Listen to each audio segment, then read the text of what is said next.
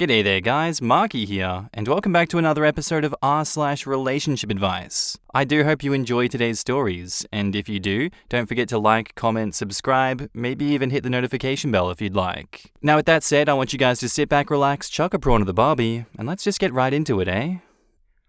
Am I the butthole for not helping my disabled sister with college? So I, 24 female, have 4 siblings. They are Max, Lisa, Chris, and Emily. Emily is disabled, and because of that, my parents dedicated themselves 100% to her, leaving the rest of us to fend for ourselves. When Max left for college, I became the main caregiver for my siblings, plus all household chores were my responsibility. I want to make it clear that Emily's disability does not stop her from functioning like any other person, and she doesn't require any assistance or supervision or 24/7 care. However, my parents have always spoiled her rotten, and she is very rude, mean, and entitled. My parents raised her with the mentality that her disability means that she's allowed to do whatever, and everyone needs to bend backwards for her. My grandparents passed away 3 years ago, and I inherited everything, which is approximately $6 million. They were very well off, I know. The reasons I received all of it is because, when my grandparents were sick, Max contacted them after almost 10 years of silence because he wanted to know how much he would receive. I'm no contact with him, by the way. They were very aware of how my mum treated me and my siblings, and she was disowned. They were very religious, and Lisa came out as bi at 14, and Chris came out as gay at 17.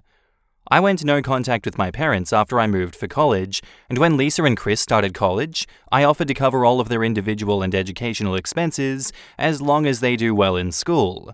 They gladly accepted. I also helped my BFF Lola, female 21, start her own business. I haven't spoken to my parents in 6 years. I haven't blocked them, they just never called or texted. This year, Emily started college, and she burned out all of her college fund in less than 4 months because she's a spoiled brat and bags were more expensive than rent, lol. In addition, she is doing horrible in school because she isn't even attending her classes, and she'll most likely be expelled or held back. My mum called me 2 weeks ago to not ask, but demand that I do the same for her that I do for Lisa and Chris. I said no because, growing up, I was literally a slave for her and my parents. I'm helping Lisa and Chris because they are the only ones that treated me as family. I ended the call by telling her that for 18 years, Emily was their only kid, so now they have no right to demand anything from the kids they practically abandoned. Now I'm getting crap from everyone, except Lisa and Chris, because I'm causing unnecessary drama. I'm causing a rift between Emily and her siblings, and Emily will be the only one without a degree. It's not really my money, and my grandparents would want me to help her. Then why didn't they leave anything for her? Family is family, and I should help my little sister. I don't buy into that crap. It's not her fault that my parents were bad parents to me. True, but she doesn't do anything to change her behavior. She's disabled, and it's not okay to discriminate. WTF? I feel like I'm doing the right thing, but everyone is telling me that I'm not, so am I the butthole? OP has offered the following explanation for why they think they might be the butthole. I refuse to financially provide for my disabled sister because of how I was treated growing up, and that makes me a butthole. I'm gonna say for this one, I don't think that you're a butthole for what you have done in this situation. They didn't contact you for 6 years, and all of a sudden they want that money. Your brother didn't contact the grandparents for 10 years, and all of a sudden he wants that money. These people will do and say anything just to separate that money from you. They don't care about anything else. And if that's the case, why would you care about anything they say or do to you? Just continue as you were pre the money and block all attempts at them taking that money from you. In the comments, not the butthole. They don't contact you at all for 6 years until they want money for Emily? Screw that. You already paid for 2 of your siblings' educations, which means they didn't have to, so they should have plenty to put towards hers. You said that you never blocked them. I'd say that it's time to do so, because they sound awful. Not the butthole. Your grandparents knew who was the right person to get their money. Don't fold, you are 100% in the right. Her grandparents gave her all the money because 2 of her siblings were queer. True, The grandparents were a-holes for disowning them because they are queer. OP, however, did the right thing by accepting the money and helping her siblings. By doing so, she gave a big F you to the homophobic grandparents, like, you didn't leave them anything, but they still got to enjoy the inheritance. Not the butthole. Emily has too much time on her hands as it is. If she really wants to attend college, she can get a job and take a few classes. Giving money to her at this point would be giving money to Louis Vuitton. So she blew up $500K buying crap. She can sell the crap that she buys. And you have a nice uncle. OP says, funny how they never considered that. Like, that's what I would do if I was broke. Or take a loan? Back up to the post, we have an edit.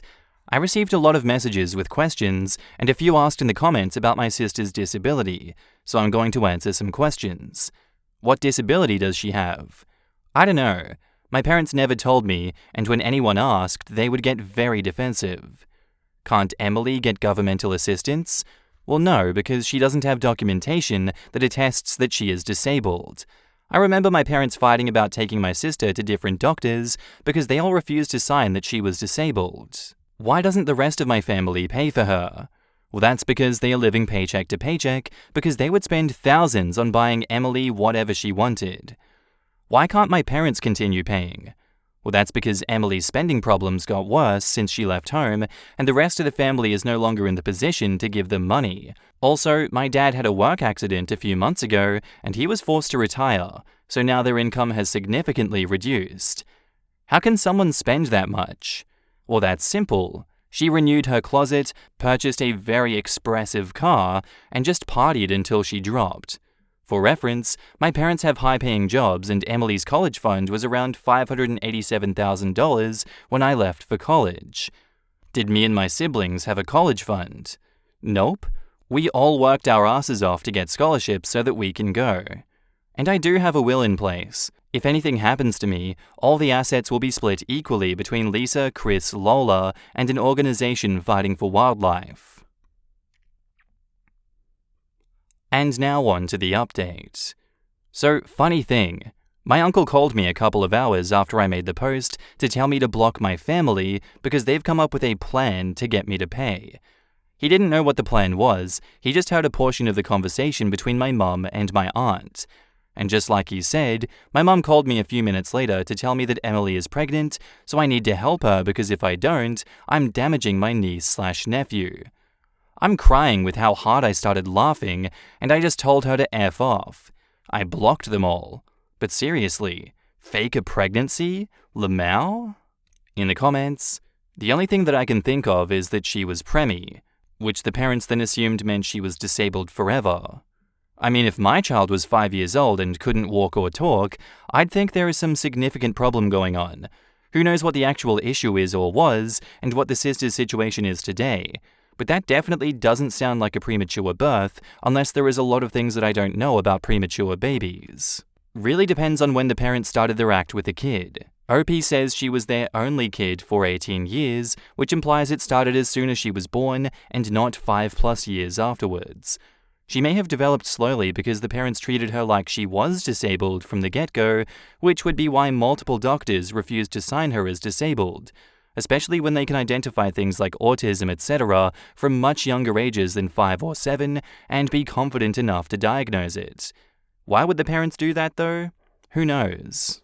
Who holds on to the delusion that their kid is disabled despite multiple doctors refusing to sign off on it? But also, who grows up in a household where their sibling is disabled and not be able to say what that disability is? This whole story seems weird. That's because if they admitted that she wasn't disabled, the blame for her behavior and failures would fall solely on them as her parents. Our next post is titled, "Am I the butthole for telling my wife it's her own fault for not getting invited on a group trip?" Me, 32 male, and my wife, 31 female, have been together for about 6 years. We get along wonderfully, and through everything, have never had any major fights except for one thing. I personally feel like my wife makes no effort to get along with my friends. Now, to give context, all my friends and I went to the same university for undergrad, 3 guys and 3 girls that are married. My wife is the only one that did not have this common trait of attending undergrad before the 8 of us, which is really not a big deal if you ask me. Early on in our relationship, my friends would always try and be friendly to her and talk to her when we would be mutually hanging out. My wife was cordial, but you could tell that she was uncomfortable. I would speak with her about this, and she would always comment that she was an outsider to all of us. This always personally made me slightly miffed because I felt that my friends always made an effort to include her and make sure that she wasn't singled out. Throughout the years, my wife would attend events with me but would seem distant and would sometimes skip group events to hang out with her college friends if she had something else planned. My friends never said anything but were always nice and treated her kindly. Well, this week I got a group text from my friends about planning a group vacation to somewhere next year. I quickly noticed that my wife wasn't on the group text, and I asked about it. I got a call from one of my friends who basically said they didn't invite my wife because, based on all the previous interactions, they didn't think that she would want to attend. And even if she did want to attend, her attitude is crappy, and they don't want to ruin the vacation. I thanked my friend for his honesty and told him that I'd think about it. And while I love my wife, I figured she would more than likely not want to go on the vacation with them. So I told my wife about the trip, and she asked about the details. I told her that while I was invited, she wasn't, and it wasn't because of anything she did, but because they thought that she wouldn't want to attend. Well, this statement just seemed to be about how she is an outsider. She said that because of the history us 7 had together, she had no chance of ever being a part of the group.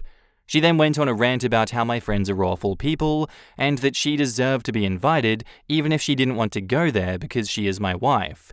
I sat there and listened to her vent, and then finally I calmly told her that it was pretty much her own fault for not being invited because she had taken such a hostile stance with them from the get-go. She became a self-fulfilling prophecy about being an outsider. That's paraphrasing, but it was something along those lines.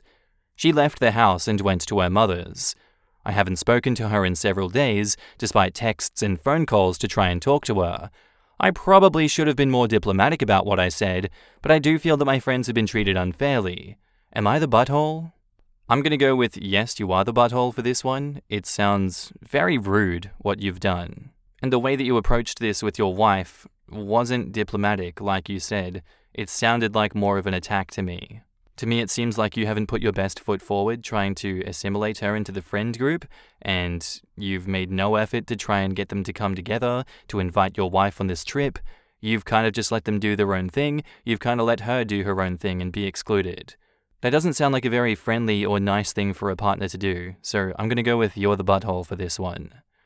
In the comments, you're the butthole for not declining the event when they made it clear that your wife wasn't invited. It's all couples, all spouses, except her. You can call it a self-fulfilling prophecy if you like, but they really are proving exactly what she's feared all along. That you not only didn't defend your wife, but thanked the friend who spelled out why she wasn't invited is the definition of yikes. Also, want to call out the line, she would sometimes skip group events to hang out with her college friends if she had something else planned. If she had something else planned, she didn't skip your events. She had plans, with the equivalent group to the one that you had plans with. He's definitely trying to make his group the priority with that statement. It's a shame that he can't do the same with his marriage. Yes, especially since he thanked his friend after being told his wife was excluded. Seems like he already made up his mind that it would be better if she didn't go. He thanked him for his honesty, which is a valid thing to thank him for. It's not like the friend was lying that he already knew that it was true, and the friends tried to be nice about it, but he asked them why. If he didn't want an answer, he shouldn't have asked the question. I can kinda see where you're coming from, but honestly, after the friend said the wife was excluded from a couple's vacation, if I were in his shoes, I'm not sure my inclination would have been to thank that person. I'd have been like, WTF, mate? You're the butthole. They excluded your wife from a group trip, end of story.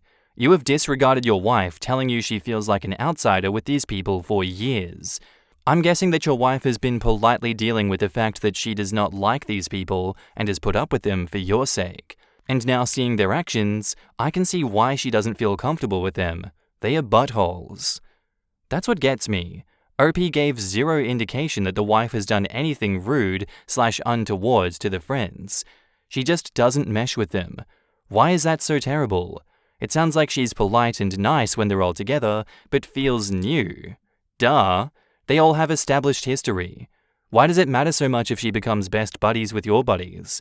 I understand and acknowledge that it's no doubt a fun dynamic when everyone and their partner are besties, but that is not your situation.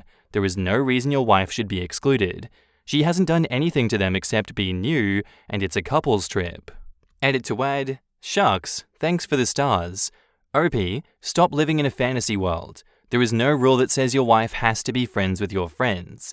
It's childish and delusional to essentially be blaming her for not fitting into your fantasy friend fic.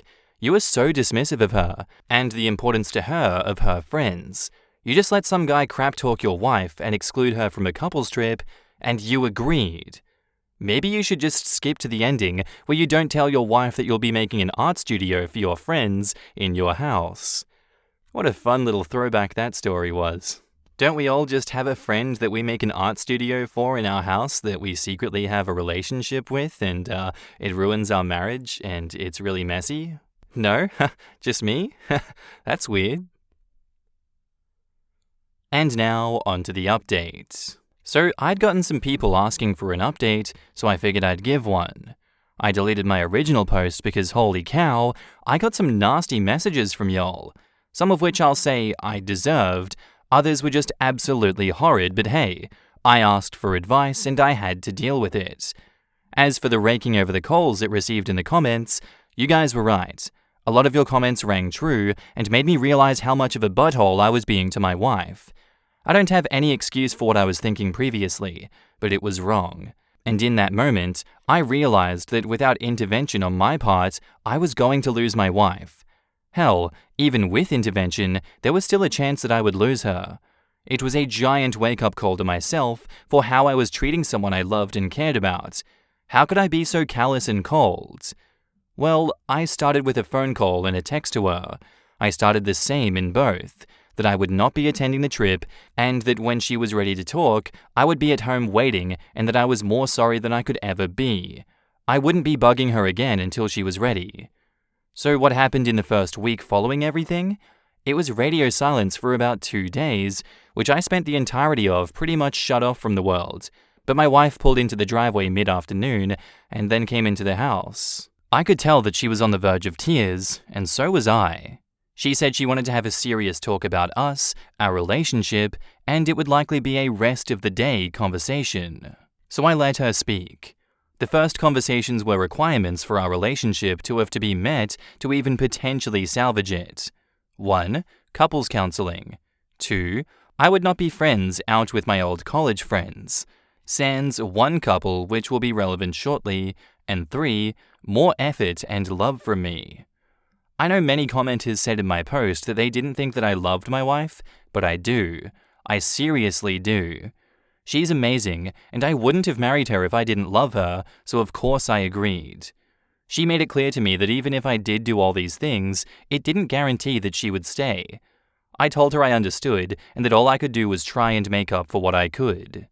I then asked her why I would be allowed to remain friends with the one couple, we'll call them J and K, and she told me that after the text about her not being invited came out and my idiot response, J and K reached out to her. They apparently hadn't been told of this plan, and the 2 other couples had sprung it onto them, and when I responded about thinking about still going, they were pretty upset with my response, and reached out to her to make sure that she was okay. They had texts to back up them not knowing about her not being invited, and texts reaming out the other 2 couples for doing this. They didn't text me or let me know anything because they were upset with me too, and rightly so. The conversation went on for several more hours, lots of tears, but it did end up with a hug. So where does that bring us to today? In the months since the incident, and while things are not fully healed, I would say we are headed in the right direction. Couples counseling has been something I wished I would have done earlier and has been very eye-opening to many of my behaviors. My wife has also said that this has also been useful to her as well, especially regarding our friendships. One of the main things I've learned is that I was not as open as I thought I was with my wife's friends. Hell, She could have written the same post about me and it would have been correct. While I was nice, was I putting in effort? Was I actively engaging with the group? How could I hold my wife to a standard that I myself wasn't even meeting with her friends? It was like a lightning bolt to my head of how I had been acting. My wife also admitted that she was closed off to the group and that while she was friendly, she and myself had many of the same behaviors with each other's friends. I've tried to remedy that and have been actively working to be more engaged and social with her friends. I've even started golfing on my own with one of her friends' husbands, and I think she appreciates the effort on that end. I've also noticed that in hanging with J and K, she has been much more outgoing and willing to talk with them and engage with conversation.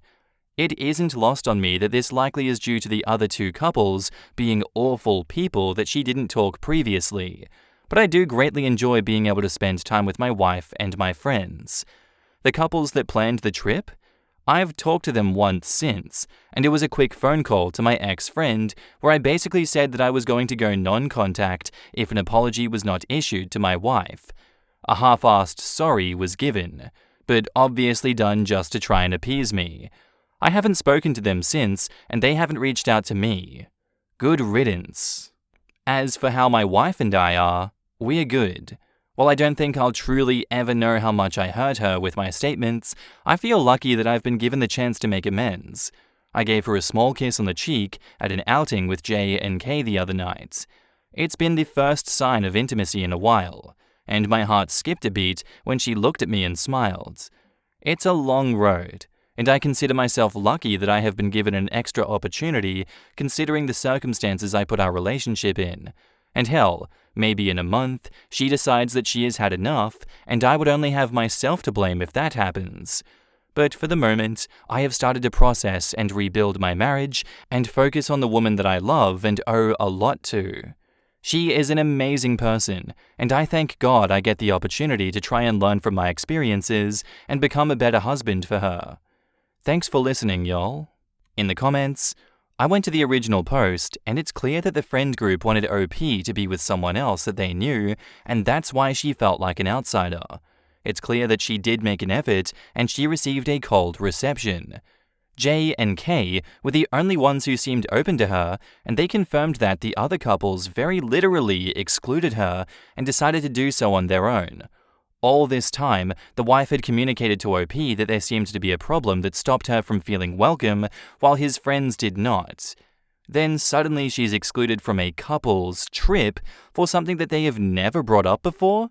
Baby, OP's wife was correct, especially given that 1/3 of the couples literally did not have that problem with her. I just don't understand someone rolling over their wife for their friends. Have a frickin' backbone, dude. She's your wife. What was the plan for OP if he went on that trip alone? Were the two couples just expecting him to seventh wheel the whole time? Was there a potential 8th member who was going to be invited as a surprise? Was OP expected to cover the costs of 2 people on this trip? So many logistic questions. They sound like they were awful to OP's wife, but honestly, they don't sound like they were all that great to OP either. I'm glad J and K seem decent though.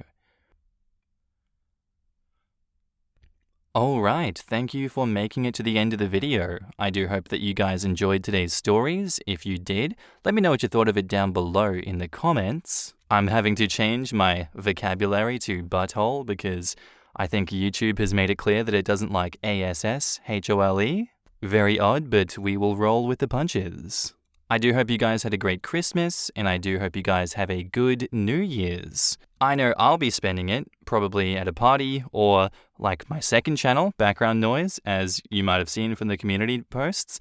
We have Connor on that one. He does a lot of the vocal work for that channel. He's doing a show, because he's like a big old actor, so I'll probably be watching his show, because they're doing that for New Year's, and it sounds pretty epic. Do hope you guys have a good one, and I'll see you later. Bye.